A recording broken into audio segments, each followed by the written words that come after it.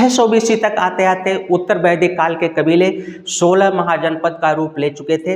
इन 16 महाजनपद में भी आपस में संघर्ष प्रारंभ हुआ, क्योंकि अब राजा का महत्व बढ़ चुका था, राजा का पद बहुत बड़ा माना जाने लगा था और वही राजा श्रेष्ठ और प्रभावशाली माना जाता था जिसका एक बड़े भूभाग पर साम्राज्य स्थापित हो। ऐसी स्थिति में इन 16 महाजनपद में आपस में संघर्ष प्रारंभ हुआ और इन 16 में से 15 महाजनपदों पर मगध ने अपना नियंत्रण स्थापित करते हुए एक अखिल भारतीय साम्राज्य की स्थापना की।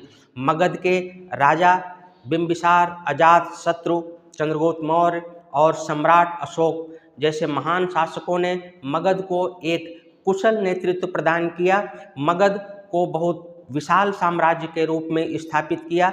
तो मगध के राजाओं का कूटनीतिक कौशल, उनकी बुद्धिमता, उनकी शौर्यता के कारण मगध ने इन 15 महाजनपद पर अपना नियंत्रण स्थापित कर लिया। एक तरह से हम देखें तो चंद्रगुप्त मौर्य का शासन या सम्राट अशोक का शासन जो अंग्रेजों की शासन व्यवस्था थी, भारत में जो अंग्रेजों का साम्राज्य था उससे भी बड़ा था। पाकिस्तान और अफगानिस्तान तक चंद्रगुप्त मौर्य और सम्राट अशोक ने शासन किया। तो एक प्रकार से हम मगध को या बिहार को भारतीय राजनीतिक व्यवस्था का उत्पत्तिकर्ता या जनक भी मान सकते हैं, जिन्होंने पूरे भारत में ही नहीं बल्कि पाकिस्तान और अफगानिस्तान तक शासन करते हुए एक अखिल भारतीय साम्राज्य की स्थापना की।